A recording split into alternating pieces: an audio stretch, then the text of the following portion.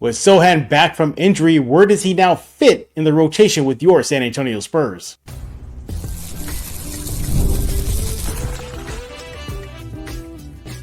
You are Locked On Spurs, your daily San Antonio Spurs podcast, part of the Locked On Podcast Network.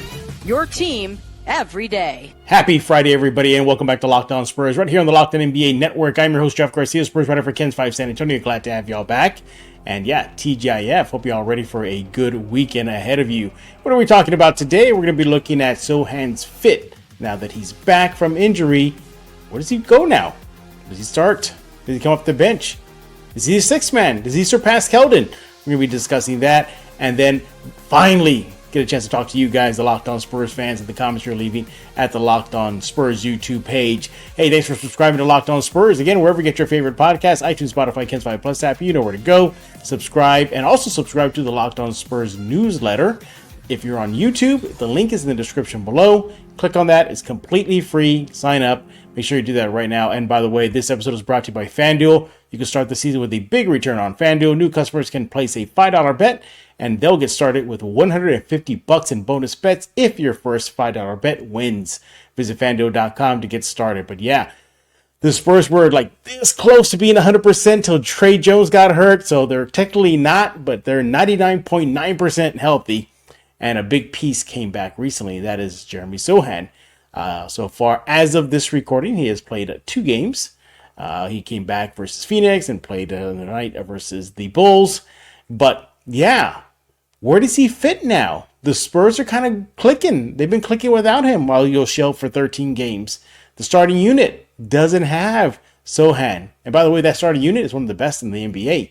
So how do the Spurs implement him? He's a great defensive presence. He's scoring a lot more this season. You're seeing an uptick in that. He's been a lot more aggressive. You know, before the injury, a lot of his teammates, coaches were saying, yeah, it looks like it's finally clicking for him. However, is there an issue? Is there an issue with him fitting with Wemby? Is there an issue with him fitting with just any other of the star players, such as Vassell and Wemby? We're going to be looking at some lineups and talking about that, and then proposing what should the Spurs do? What does the eye test tell us? Is there a hot take to be given? Because when it comes to hot takes, there's one guy in San Antonio that gives the hottest, the scorching, the touch the sun hot takes, and he gets bagged on a lot for it too. He is Mike Jimenez of there he is, of the Alamo City Sportscast. Welcome back, Jimenez. What's going on, my man? How you doing? Doing great. Good to have you back to close out the week here on Locked On Spurs. By the way, before we proceed, everybody, just take note, this episode is recorded before the Spurs game versus Sacramento, I believe. So keep that in mind moving forward in case any stats and numbers get kind of jumbled up there. But make sure to follow Jimenez on X at MJ Acquired Taste. Do that right now. He'll talk about his show on the Alamo City Sportscast Network on YouTube, where he's going to be bragging about that and so much more. But when it comes to Sohan, I can't think of anybody else to bring on than you, Jimenez. I got to bring you on. Yeah, I know. I got a text from you asking, hey, do you want to be on Locked On Spurs again? I said, yes. What are we talking about? And he goes, you know. I'm setting you up, dude. I'm completely setting you up here for your hot takes. Now, listen, you know, you already heard in the intro what we're going to do. We're going to try to play the game of how to make sure that Sohan fits the best way. Just a quick disclaimer, and Mike already knows this, he's not here to bag on Sohan. He's not here to do that. We're just going to look at the numbers. And a lot of numbers are very eye-opening. And by the way, yes, Jimenez and I, we know that he just got back from injury, that he was hurt early in the season, so maybe the numbers are skewed a bit. But we're just using that as a litmus test. That's it. As a litmus test to see what the Spurs should do. Start, bench, the new six-man. What should they do with Sohan? But when it comes to Sohan, Jimenez is a lightning rod.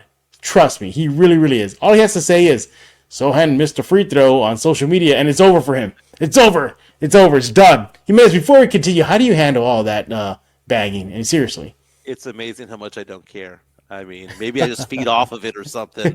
I think My mom you do. says I have no shame, so whatever. I think you do feed off it. I think you do. You love it, man. All right, let's go and dive into it. So we said in the intro, Sohan's back. Got a couple of games under his belt since coming back from that injury. By the way, kudos to Mitch Johnson for not putting him on a minutes restriction when he came back versus Chicago. I'm sorry, Phoenix, excuse me. good job on him. I wonder if Pop would have done that, but nevertheless, I'm glad that he came back. And then when in his return, he played numbers wise pretty well. He scored in double figures. Again, being that pest, it looks like he didn't really miss a lot. But the eye test, Jimenez, has been very eye-opening for you.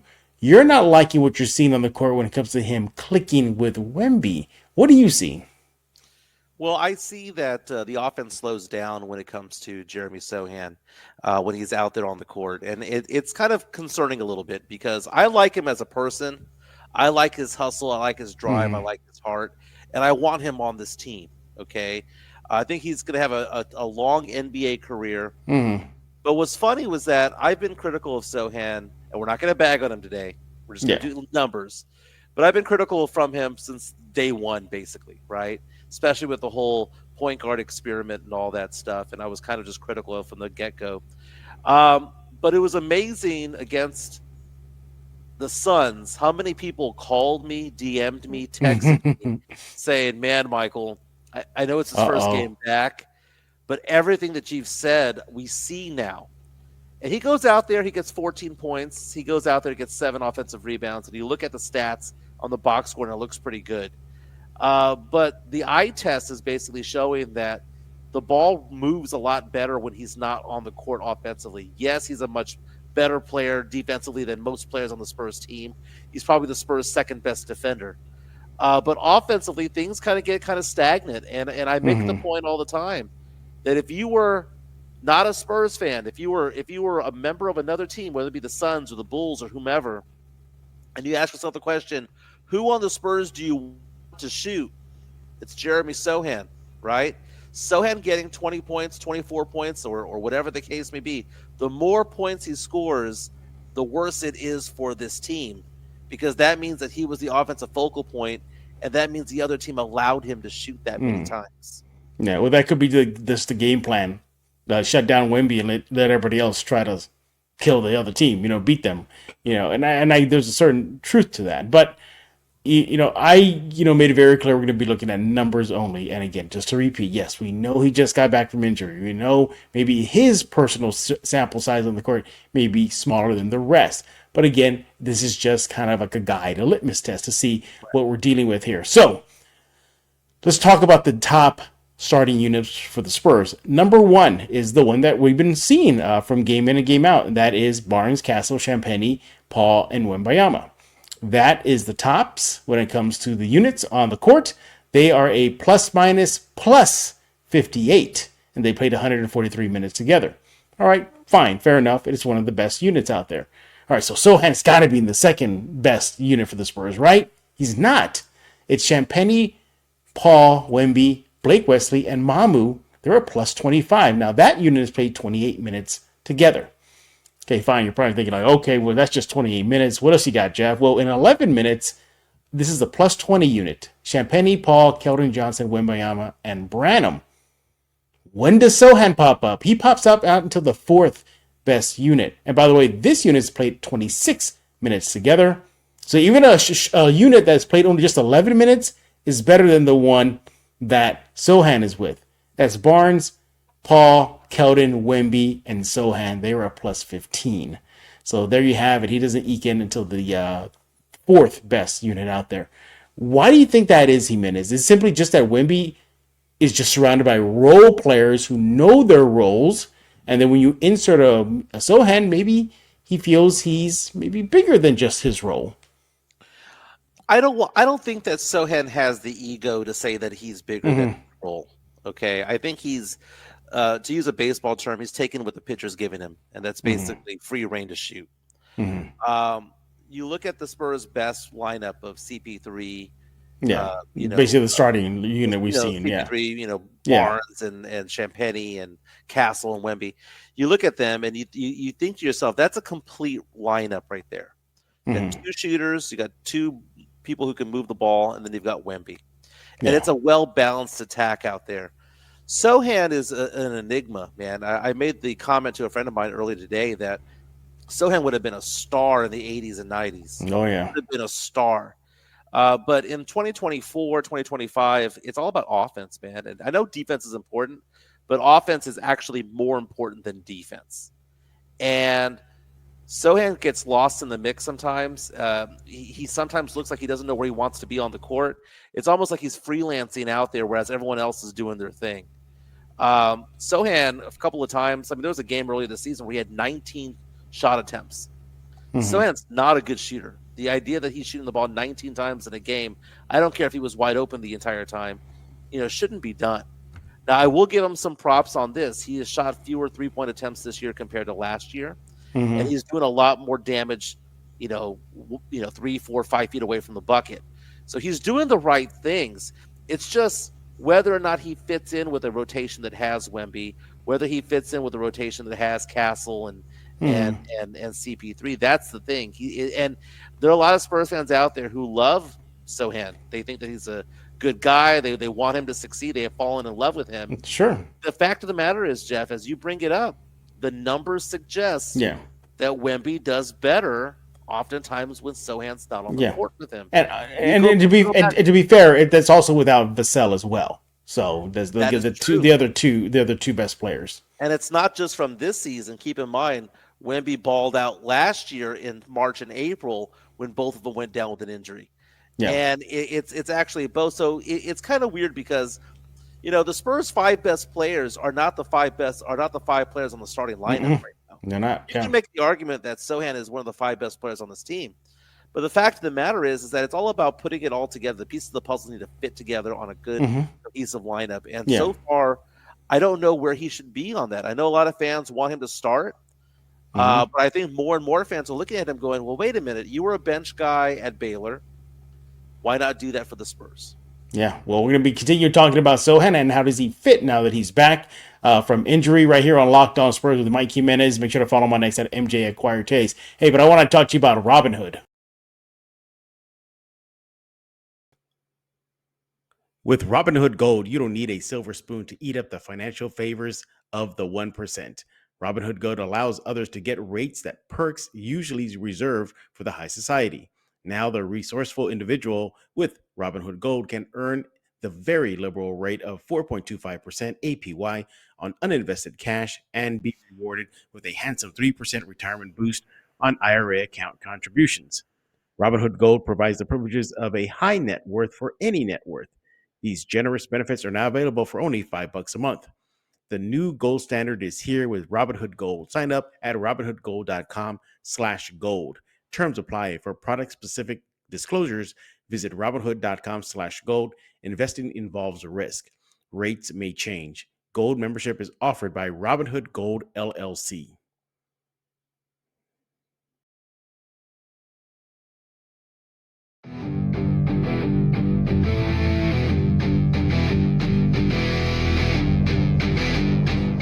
We're back right here on Locked On Spurs with Mike Jimenez. When it's Sohan talk, we got to bring him here on Locked On Spurs, and that's why we're here. We're putting Sohan in focus right now. Where does he fit now that he is back from injury? Starting, bench role, 6-man role? We'll see what the numbers have been telling us as we discuss Sohan right here on Locked On Spurs. Mike, before the break, I pulled up some numbers here, and I just looked at Sohan's personal stats and his lineups that he's been in. Still, this is still a pattern here. His best starting group together that includes him is still that Keldon Johnson, Sohan, Barnes, Wemby, and Chris Paul. Again, I mentioned they were a plus 15, 26 minutes together on that court. Now, the next one he's only played 5 minutes with, so I'm not even going to count that one.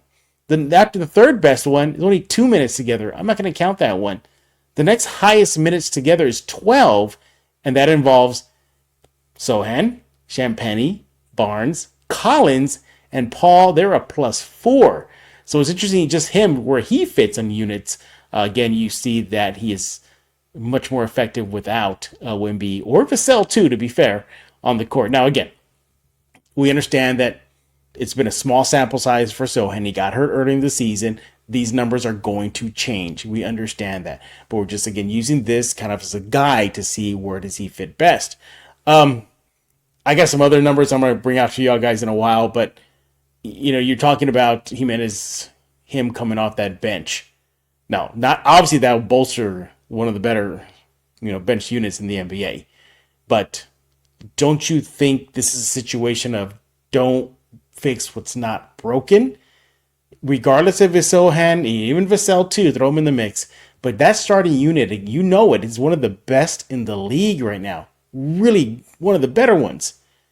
Even if you got one of your better defenders, Sohan, even if you got one of your better offensive players, two-way guys, Vassell, do you really want to try to fix something that doesn't need to be fixed by throwing either Sohan in there or Vassell, but we're keeping Sohan in focus here? It just seems to me Mitch Johnson is smart enough. I think he will look at those numbers and say, you know what, if this is working, let's just roll with this. Yeah, it's beyond that. It's asking the question, okay, we want to put Sohan back in the lineup. Who comes out? Yeah. Who comes out of the starting lineup? You know, is it going to be? It's not going to be Wemby. It's not going to be Barnes. I mean, Barnes was named the Western Conference Player of the Week just a week ago. It's not going to be CP3. You would take out Champagny. Champagny's an above-average defender, but he can he can knock down threes at a 30. Yeah, he's a floor spacer. So you got to have him out there, right? And then you have Castle out there, who I'm sorry, but to me, second to Wemby should be the priority on this team. He's the future of this team. And it's one of those things where you look at it and go, okay, well, who are you going to pull out? And I think that the numbers are screaming that Sohan should come off the bench, but I still want him to get starter minutes, much like Manu did back in the day. You know, 24 to 30 minutes per game. You know, but just know your role. And I think that's the thing that Mitch Johnson needs to figure out, is how to give him a role on the team that is beneficial not only for him, but beneficial for Wemby. When it's all said and done, to be honest with you, Sohan is an afterthought to me as a Spurs fan, because it's Wemby, it's all about Castle. Okay? If Sohan can fit a role that amplifies those two, great. But Sohan's never going to be an all-star. He's never going to be a star in the NBA. He's going to be a good role player, a decent role player for a long time, 10, 12 years more than likely. But he needs to do something that shines a spotlight on the positives of Wemby and the positives of Castle. The same goes for Devin Vassell. The Spurs were playing well without Vassell. Now, I know Vassell did very well against the Suns the other day. He's had some very good performances. But again, just like Wemby and Sohan, they sometimes don't mix. You know, Devin wants his touches, and those touches belong to Wemby more often than not, or they should be to Wemby. Yeah. So I think that Sohan and Vassell are in the same boat right now, because, like you said, you don't want to fix what's not broken. It's not just a Sohan issue; it's a Vassell issue as well. Yeah. It obviously it is. You know, again, if we're looking just at numbers, then it's those two guys. But we're just talking about Sohan on this episode. We're going to focus on him. But it's just so, you know, like, that's the big question right now. If Mitch Johnson and the coaching staff move forward and say, all right, we got two of our bigger guns back, you know, they're ready to go. You know, do we want to mess that up? Now, the good news is that Wemby is not the superstar that, you know, is going to be a black hole. You know, his assist numbers are up. He's getting his teammates involved. That was one of his goals heading into the new season. He's been doing great about it. Kudos, Wemby. You know, but yeah, I mean, it's just, for me, you know, I don't want to fix what's not broken. And that starting unit has been playing very well to start the season. You know, we're to get some numbers here. By the way, these numbers are provided by pivotfade.com. Another reason why maybe Sohan hurts more than helps on the offensive side of things is that his average shooting distance is only about 6.8 feet. That's not a floor spacer. You know, you got Wemby on that court. You need a floor spacer. He's not it. Now, okay, fine. You know, if you make the move, okay, well, then Castle comes off. You still got your floor spacer with Champagny. All right, fine. Maybe that's a Band-Aid. But then again, you're losing perimeter defense. This is Castle that can go chase SGA, Luka Doncic, Kyrie Irving's. You know, you lose that ability. And also, too, let's just face it, this team has not been playing 48 minutes of basketball.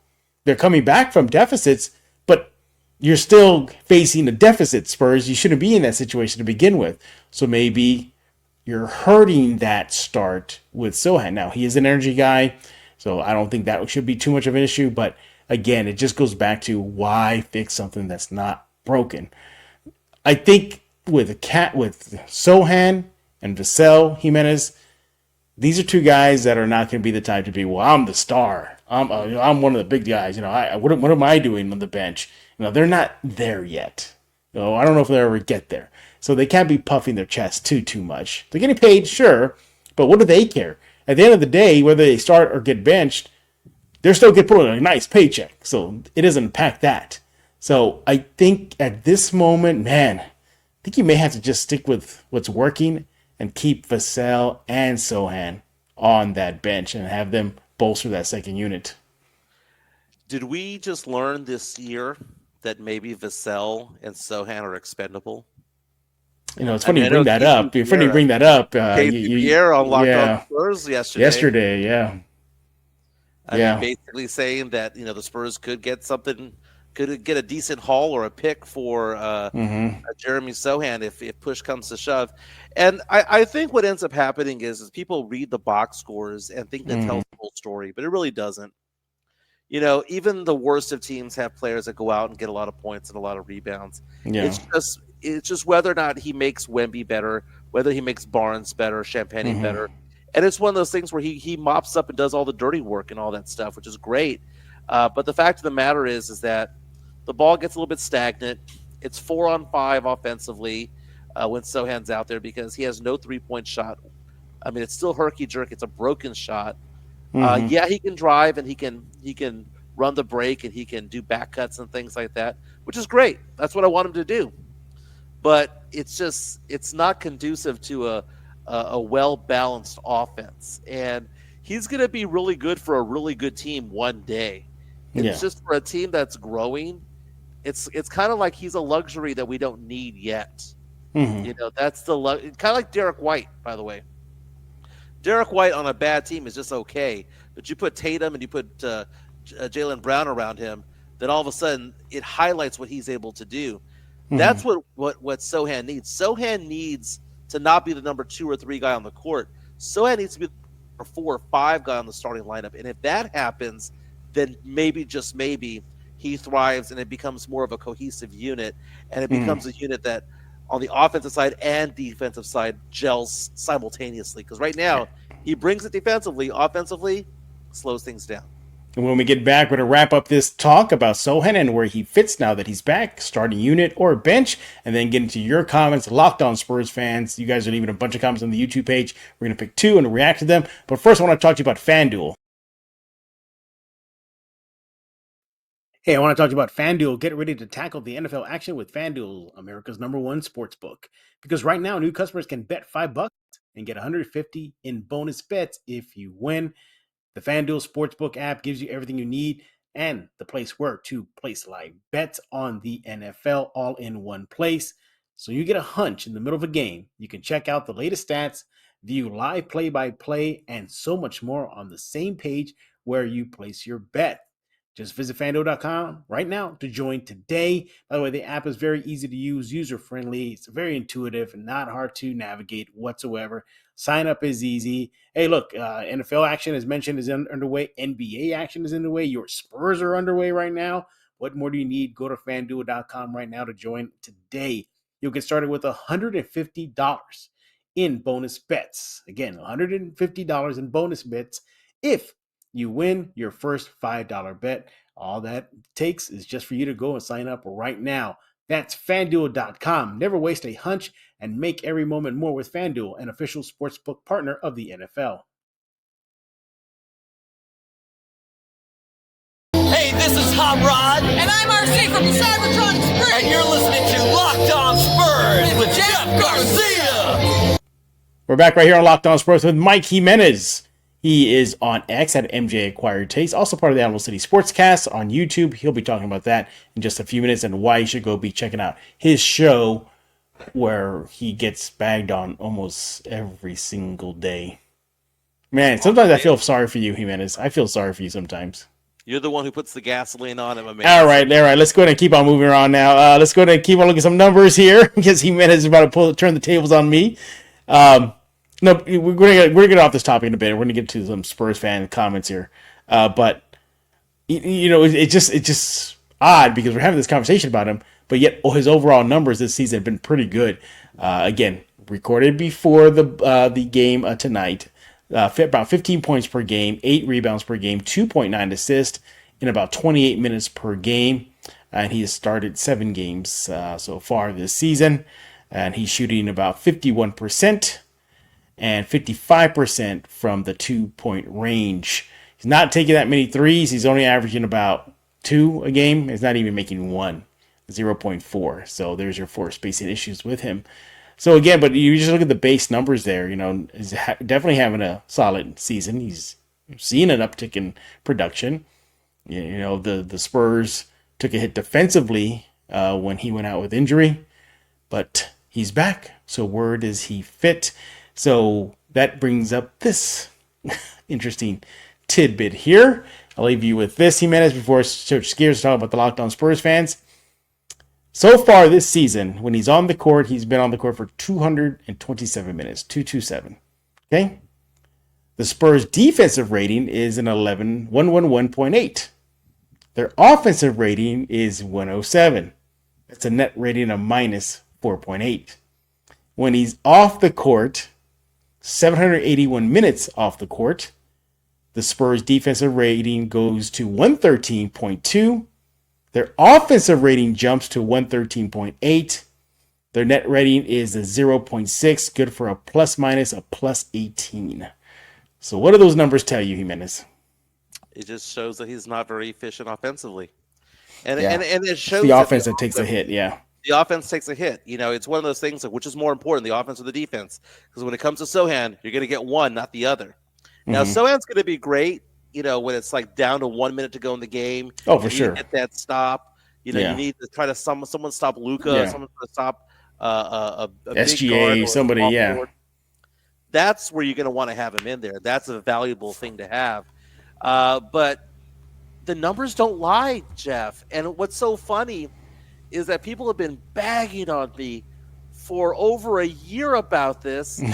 and it's because I watch Spurs games. I'm a huge Spurs fan. I go back all the way to Hemisphere Arena. I got the bona fides. I got the photos, okay?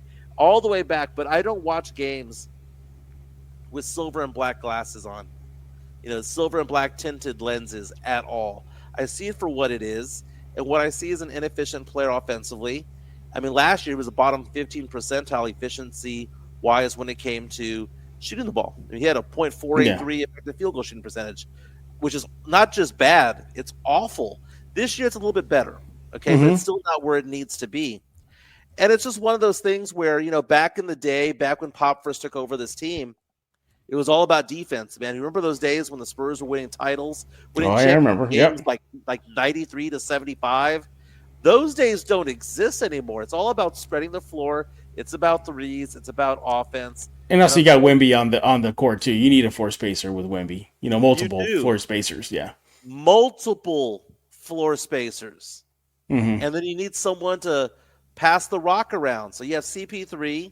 You've got Champagny. You've got Barnes that can spread the floor. I mean, at the end of the day, the only person that I see him taking a job from in the starting lineup, in the starting five, is Stephon Castle. Yeah, I'm with you. Yeah, Castle would be the odd man out. And that goes for even Vassell. Even if they have to make a decision with Vassell. Who has the higher ceiling of the three? The highest ceiling of the three?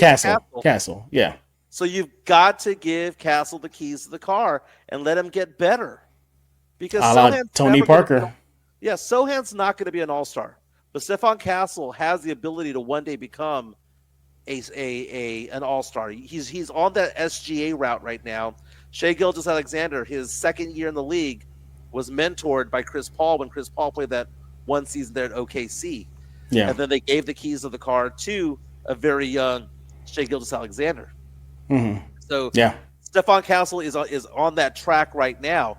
And I can see Castle being a stud player down the road. We've been talking about who's the Batman to the Wemby's, who's the Robin to Batman's to Wemby, Batman rather. We've been asking that question for so long, and it's like, well, we need to bring somebody in. They already have that right now, and it's not Vassell. It's not Sohan. It's Stephon Castle. Yeah, I think Castle's going to grow into that role, but as of this recording in time, I think it's still Vassell. But I can see for sure Castle overtaking that, and the Spurs don't have to look too far as trades and whatnot, where they could be saying, oh, what are we doing? We got already running mate right here. His name is Steph Castle for the future and long-term rebuild. Hey, that leads us to Locked On Spurs fan comments. So let's go and dive into that. And perfect segue, because a lot of Spurs fans are chiming in about this topic here. This one's from John. Let me see if I get this right here, John. I don't want to screw it up for you. John Ortegon 912. Hopefully I got that right. Let me see. John Nortegon. There we go. John Nortegon. He says, put Sohan and Vassell in the starting lineup and make it like it's supposed to be. The sooner the better to get a rhythm going with the starting lineup and bench. How can you say the starting five works when they get behind in almost every game, in my opinion? Thanks for that comment there, John 912. We appreciate that. He makes a valid point. We've been talking about it here in Locked On Spurs, that the Spurs are getting, they're not playing 48 minutes of basketball. Perhaps Sohan and Vassell will help them play close to 48 minutes of basketball.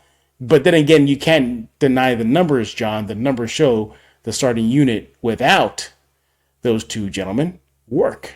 And even among the NBA, not just with the Spurs squad, just in the entire NBA. But overall, what do you think? Short-term, long-term, Jimenez here? Short-term, yeah, maybe it might impact that starting unit, but long-term, with the rhythm and flow and familiarity, that Sohan and Vassell back in the starting lineup works. Okay, so it's kind of hard for me to answer this question because I know what I want to say, like my heart, and I know what my head is saying, right? My head is saying that it just hasn't worked, man. I mean, I know they're the five best players on the team, and I know Vassell is a really good shooter, and he averages 19 points per game more often than not. Yeah. But, he doesn't mesh well with Wemby either. He just doesn't. Mm-hmm. I mean, more often than not, they're fighting for touches, and it's just a little bit difficult. A lot of Spurs fans want to see both Sohan and Wemby out there with Vassell. But you're taking out Castle, you're taking out Champagny, you're taking out your floor spacers, you're taking out your perimeter defense for what? A shooting guard who's really good when he's out there, but misses 25 to 30 games a season. For what? A bottom 15 percentile offensive player in Jeremy Sochan. Mm-hmm. It makes no sense to me, man. It really doesn't. And I know that Spurs fans pin their hopes and they're like, hey, just force these guys to play together. They're going to figure it out. And sometimes they don't figure it out. Sometimes the pieces of the puzzle fit elsewhere. Mm-hmm. Yeah. And there's, I'm going over some Locked On Spurs fan comments here, and bulk of them are just about this topic.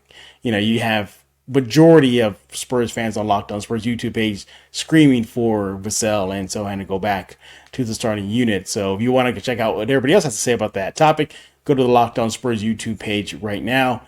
Seriously, we've got this guy from Frank Santini 4990. He's saying Wemby, Vassell, Barnes, Paul, Castle to start. So he's seen Vassell go back there. We got another comment here to get to it here from G Peep Stat saying Paul, Castle, Vassell, Barnes, Wemby. There you go. See Vassell coming back. So it looks like the common thread here among Spurs fans on the Locked On Spurs YouTube page is at least Vassell gets back on that starting unit there. But now, interesting. One more real fast. Oh, we're not going to go to the next one we're going to react to, but just one more comment about the topic. This is from Joe and God One. He goes, you put the best players on the starting lineup, period. Paul, Vassell, Wemby, Sohan, and Barnes. So that's his change there. But yeah, a lot of Spurs fans are reacting to this. They just want to see both or one of those guys go back in that starting five. And what's going to end up happening, though, is you're going to see Vassell or Sohan have a great game. Vassell had one against the Suns. Sohan's going to have one in the next 3 or 4 weeks where people are going to point at that and go, that's why you start him. Yeah. But the fact of the matter is it's about the whole marathon of an 82-game season. And those stats that you provided earlier are stats for the entire season, right? How many minutes were played throughout the season. And it all averages out the way that it should. And that guy who said that you have to start Vassell and you have to start Sohan, period. My question is, well, why? Why? And I think Mitch Johnson, I believe, Jeff, that if Pop was still the head coach, that would have happened. Oh, I agree with you. Yeah, I think Pop would have started them right away.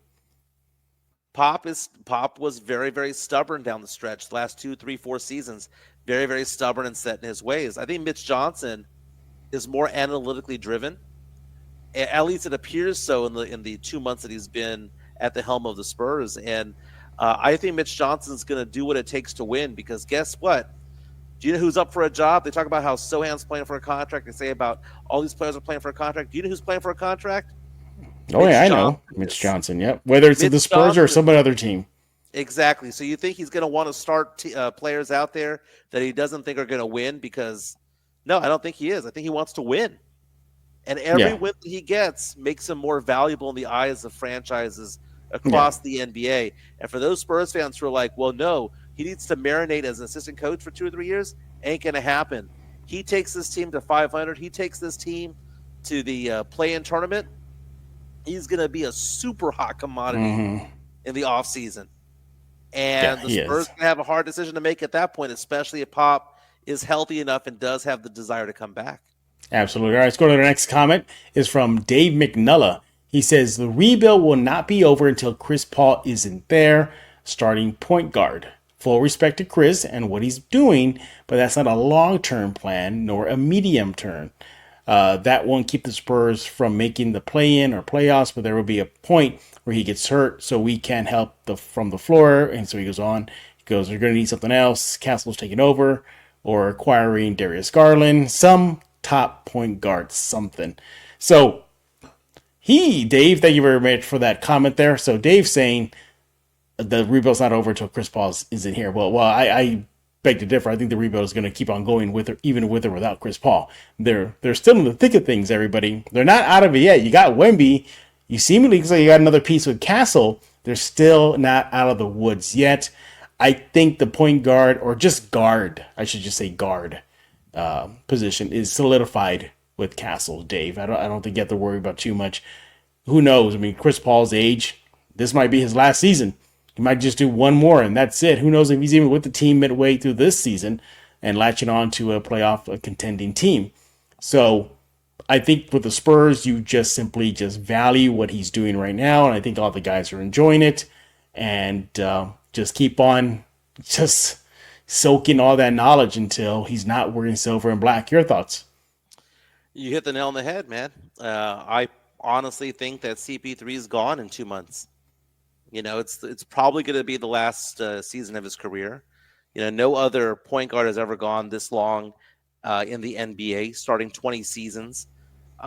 This might be his final year, and the idea that he wants to go down with the ship of the Spurs in the play-in tournament versus, man, let me latch on to a contending team. Let me latch on to, a team like Oklahoma City. Let me latch on to a team that's Golden State might need him again. There might be a team out there that needs the services, that has a legit chance of making it to the NBA Finals. What if a Mitchell goes down? What if a star point guard goes down? SGA or something, SGA goes down, then Oklahoma City is like, hey, we need him. We'll give you a first. We need him. Because the idea that he's going to stick around for an additional season, I don't think necessarily is there. Why would the Spurs want to have a 41-year-old point? He's had a good year. Bad game against the Suns, but he was due for a bad game. CP3 is bringing the knowledge, and Stephon Castle's going to be better because of it. But the idea that he's going to be with this team to the end of the season, I'm not necessarily 100% buying. Yeah. By the way, I've been surprised with Chris Paul in a good way. I'm really just like, wow, he's making a bigger impact than I originally thought he would, heading into his new home, NBA home, I should say, in San Antonio. Again, before the game versus the Kings on Friday night. Let's see what he's averaging. 10.3 points per game, 3.7 rebounds, 8.2 assists in 28 minutes per game. So he's not even cracking 30. So they're definitely monitoring his minutes. Yeah. And shooting about 44% from the field. So good, solid season. Look, you're not going to get New Orleans Chris Paul, LA Clippers Chris Paul, but what he's doing right now is perfect. And I think what you're seeing is just him guiding the team, telling where to be positioned. I think that's going to benefit this team moving forward. Hey, thanks for y'all for leaving some comments on Locked On Spurs. We appreciate it. And we want to thank Mike Jimenez for coming on and taking time out of his busy schedule to chat things up here at Locked On Spurs and close out the week here at Locked On Spurs. We talk about his show on the Alamo City Sportscast Network. What's going on there? Yeah, it's Monday through Friday from 10 a.m. to 11:30 p.m. We talk sports, pop culture, nostalgia. Jeff Garcia is on Wednesdays. Wednesdays, yeah. Yeah, we have a fun time talking Spurs, Cowboys, Texans, Longhorns, Aggies, movies, music, all sorts of things, topical things as well. More than 1,700 subscribers now. Way to go. The network is growing. We have a very loyal viewer base. It does a very good job, and they hang out with us, and we're more of a community now than anything else. Yeah. So you can always join on. Just subscribe to the Alamo City Sportscast. And even if you go watch Jimenez and Joe Garcia on their show, and if you don't really want to interact, just sit back and read the comments as they flow in. They're hilarious. They're hilarious. I mean, just the amount of cooking that goes on is crazy. And what's funny about it is that you have all these people who don't like my takes sometimes. You think? But they're the most avid viewers of what we have going on, and then they go to the events that we put on, whether it be at Pecker Brewery or wherever we're at, and they show up and it's all love, right? It's all love. And they're like, "Oh man, we thought you were going to be a complete jerk. How dare you be a nice guy?" And people have even come up to you on social media going, "Jeff, how are you friends with Jimenez?" Yeah, Jimenez I've gotten that gotta before. be a jerk. And, or even like when Joe was questioning my friendship with you, he's asking like, why are you doing this to Jimenez? Because that's all you do. And I had to go on your show and clear the air. I go, I want to clear something up. There's no animosity with Jimenez. This is just all part of the fun. And I obviously just get him some eyes on his show to help him out there in an indirect way. But yeah, I've heard it before from fans of yours at your show. Like, why are you friends with MJ? I'm like, our text messages with each other are worse because than what comes out on they're Twitter. worse. Yeah, they'll never be leaked. On social media. But nevertheless, check out his show, Alamo City Sportscast with Joe Garcia. Follow Jimenez on X at MJ Acquire Taste. The whole show, Jimenez, not once did you comment on what I'm wearing. Dude, I took a photo and sent it to my girl. I kind of hid the phone. And I took that is shimmery, dude. That is nice. Okay, first of all, it's not shimmering. Is what it is. It's the green screen effect here.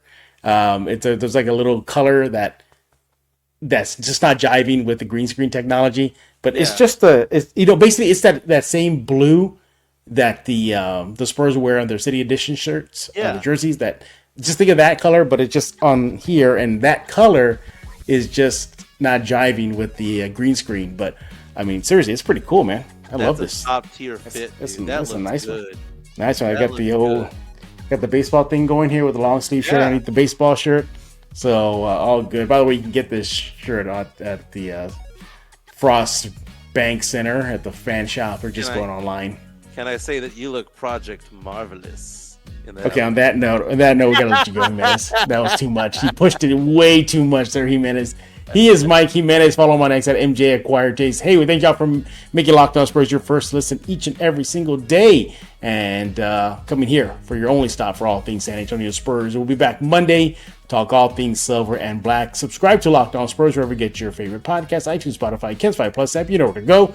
And if you're on the YouTube side of things, go to the description below. Click on that link that gets you the Locked On Spurs newsletter. It's free. It's a nice little companion piece to Locked On Spurs. So for Mike Jimenez, I am Jeff Garcia. We're going to put a lock in this episode of Locked On Spurs.